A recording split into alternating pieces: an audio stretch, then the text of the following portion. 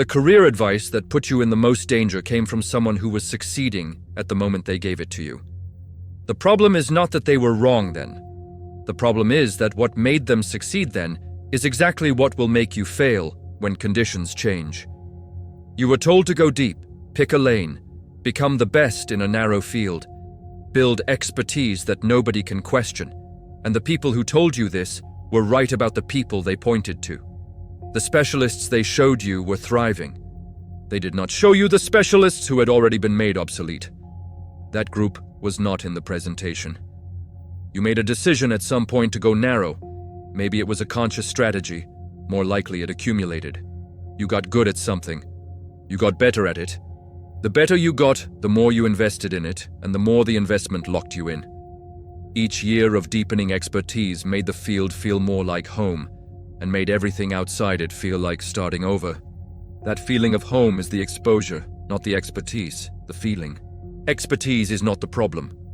Expertise in a domain that is stable is a genuine advantage. The problem is that you have no way of knowing whether your domain is stable. The people who specialized into linotype operation had expertise that took years to build and was worth real money for a real period of time. Then the conditions changed and the expertise became irrelevant, not gradually, fast, and they had built nothing else. The concept is this. We learn career lessons from the people who are visible and successful, and those people systematically represent only one outcome from a much larger set of attempts. The specialists who failed by specializing are not visible because they are not in the room being held up as examples. The ones who are in the room are the ones who happen to specialize into a domain that remained stable long enough for the depth to pay off. This is not a criticism of their skill. It is an observation about the selection process that put them in front of you and not the others. Every career field has a graveyard of highly skilled people whose skills stopped being relevant when conditions changed. You only hear about the ones whose skills lasted. And from that sample, you draw the conclusion that depth is the answer. The sample was not random. You have been reading the survivors and calling it advice. From 1886 until the late 1960s, the linotype machine is the dominant technology in newspaper and commercial printing across the United States and most of the Western world. The machine sets type by casting molten lead into complete lines. Operating it requires understanding the keyboard layout, the casting mechanism, the matrix distribution system, and the qualities of hot metal at different temperatures. A skilled linotype operator takes 3 to 5 years to develop real competency and another several years to become genuinely fast. By the 1960s, linotype operators are among the most protected workers in American industry. The International Typographical Union is one of the oldest and most powerful labor organizations in the country. It has negotiated contracts that require union operators on virtually every major newspaper. The operators earn good wages, their skill is not in question. Nobody doubts what they can do. In 1967, the major American newspapers begin adopting phototype setting systems. Cold type, no molten lead, no casting mechanism, no years of tactile learning. The new process requires different operators with different training, and the old skill transfers to almost none of it. By 1978, the linotype machine has been removed from most major American newspapers. The ITU fights it in contract negotiations and loses in city after city. The operators who had spent a decade building expertise that nobody could question find that the question has changed. Their depth was real. The domain their depth was built in had been replaced. The inquest afterwards says it was obvious.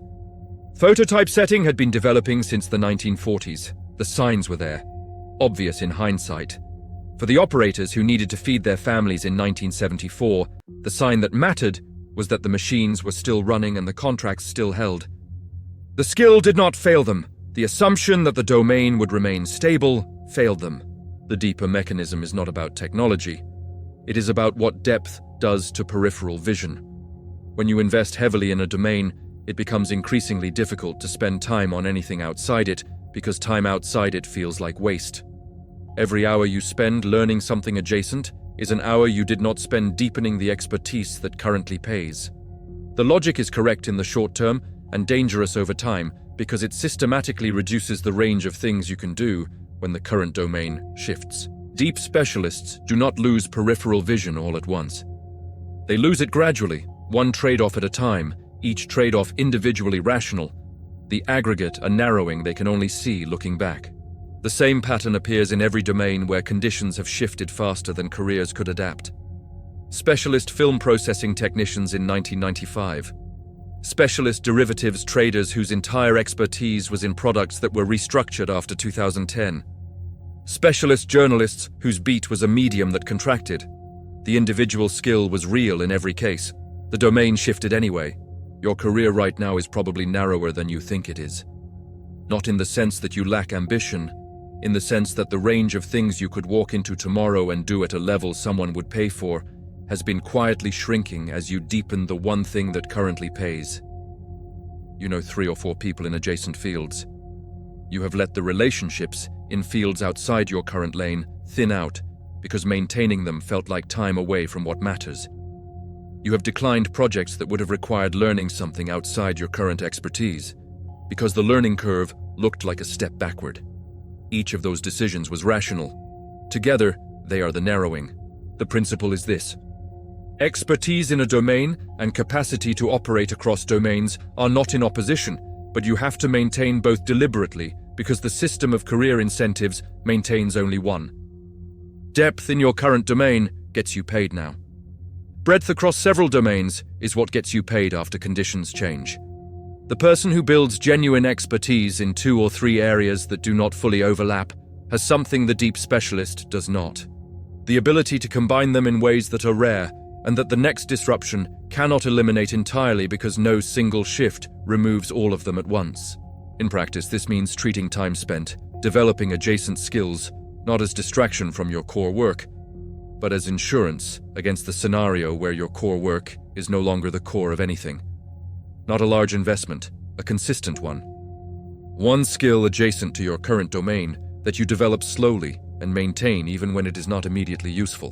What you give up is the story that depth is always the answer, and that more of what you are already good at is always the right investment. That story is comfortable because depth produces visible and measurable progress. A new language, a new domain, an unfamiliar skill produces visible incompetence before it produces capacity. The incompetence period is real and the career incentive system punishes it. What you get is a career that has more than one load-bearing wall. When conditions change and one domain shifts, you have not bet everything on that domain's continued relevance. The generalist does not win by being better at everything. The generalist survives by never having everything in one place. The linotype operators were not less skilled than the people who replaced them. They were more skilled at a specific thing that stopped mattering, and they had spent so long deepening that skill that nothing adjacent was ready. You will not be made obsolete by someone more skilled than you in your current domain. You will be made obsolete by a shift in what the domain requires and the absence of anything adjacent to move toward. The depth you built is not the risk. The assumption that the domain is permanent is the risk, and that assumption is currently sitting inside every career plan you have made. Next video. The stories you tell yourself about why your situation is different from the people who got caught like this, why your field is more stable, why your skills are more transferable, are not original to you. They are the same stories that every specialist who later got caught was telling themselves in the years before the shift arrived. The narrative of exception is the last thing that goes.